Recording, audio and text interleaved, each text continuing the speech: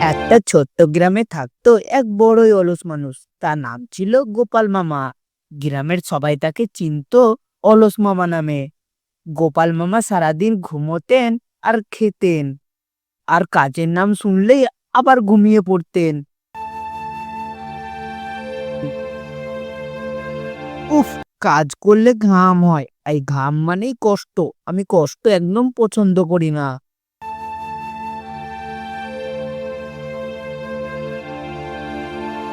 মামা মামা মা বলেছে বাজার থেকে সবজি কিনে আনতে।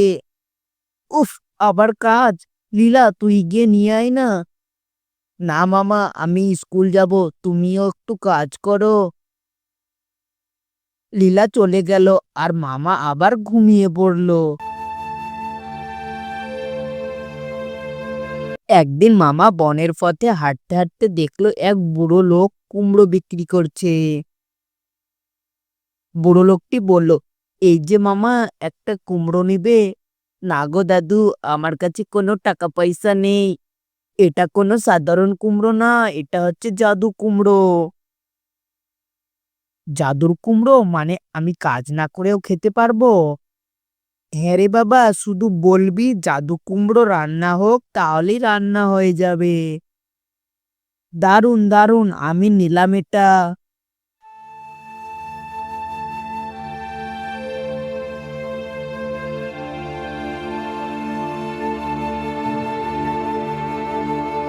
বাড়ি ফিরে মামা কুমড়োটিকে টেবিলে রাখলো আর বলল, জাদু কুমড়ো রান্না হোক, গরম ভাত আর মটন কষা। গন্ধ শুনে ওরে বাবারে, সত্যি তো রান্না হয়ে গেল।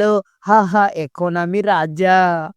তারপর দিন যত যায় মামা শুধু খায় আর ঘুমোয়, একদম গড়াগড়ি দেওয়া অলস মানুষ।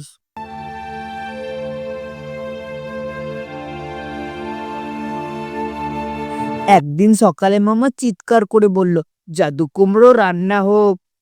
কিন্তু কিছুই হলো না।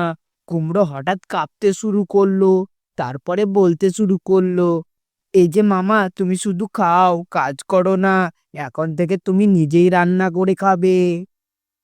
ও মা, বাঁচাও, আমি কাজ করব, আমি বদলে যাব।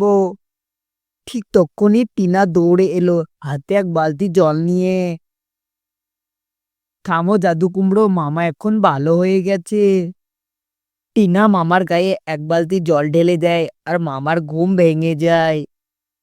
তারপর থেকে মামা পুরো বদলে গেল। ভোরে ওঠে, বাজার করে, নিজে রান্না করে আর সবাইকে সাহায্য করে। দেখো মা, আমাদের মামা এখন পরিশ্রমী মামা। ঠিকই বলেছো, এখন আমি বুঝেছি অলসতা হলো সবচেয়ে খারাপ জাদু। অলসতা মানুষের দুর্ভাগ্য আনে, কিন্তু পরিশ্রমী আসল জাদু। বন্ধুরা, এরকম মজার মজার কার্টুন দেখতে হলে ভিডিওটিতে লাইক করে চ্যানেলটি সাবস্ক্রাইব করে রাখুন।